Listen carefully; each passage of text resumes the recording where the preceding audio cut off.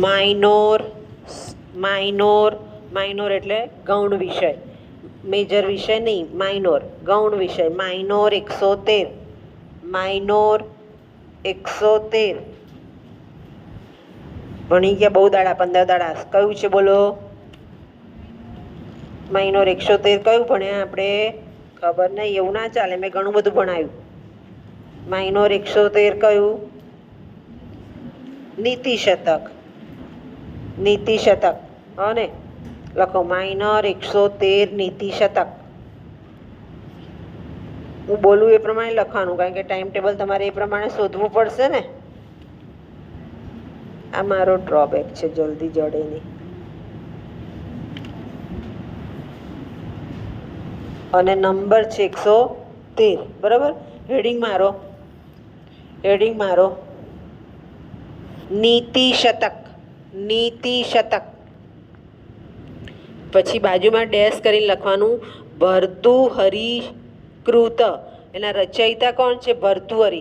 તની નીચે પણ રેફ, ઉપર પણ રેફ. ભર્તુહરિ કૃત. ભર્તુહરિ કૃત. પછી પાછું કૌંસમાં લખી લો નિયત અંશ.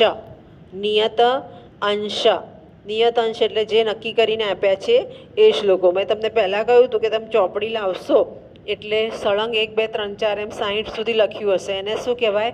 ક્રમ. હા ને. અને પાછળ જે નંબર આપ્યા હોય શ્લોકની પાછળ એ મૂળ ગ્રંથના મૂળ નંબર. હા ને, હું મૂળ નંબર બોલીશ ક્લાસમાં આવીશ ત્યારે, બરાબર ને. યુનિટ 1, યુનિટ 1 નિયત 15 શ્લોક 1 થી 15.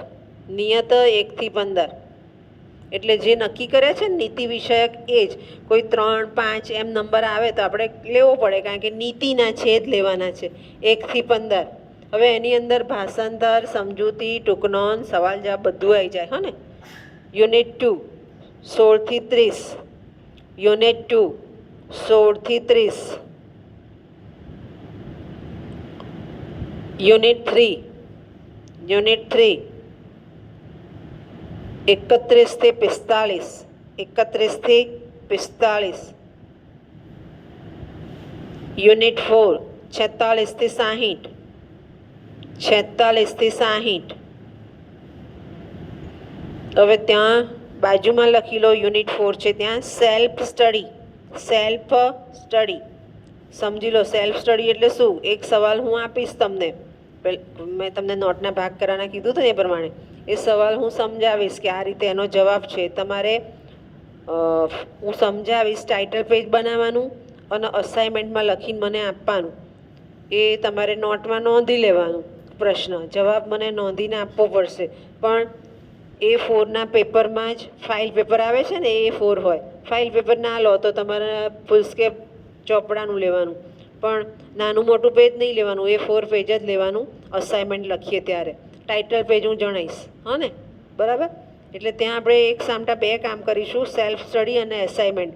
તમે જાતે હું બતાવીશ એ પ્રમાણે કરશો અને મને એસાઇનમેન્ટ સબમિટ થશે, બરાબર ને. અને ક્લાસમાં 2 જણા એવા તૈયાર થાય કે 2-3 મિનિટ આગળ આવીને વાંચે. કેમ? તો ઘણીવાર આપણને વાંચતા પણ આવડતું હોતું નથી. એટલે આપણે ભાષાવાળા છે, શુદ્ધ વંચાય એવું શીખવું પડે. હો ને, બરાબર. આ થયો નીતિ શતકનો અભ્યાસક્રમ.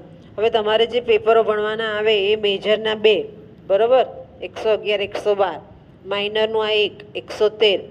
MD હમણાં આને વાત કરવી એ સોશિયોલોજી 114.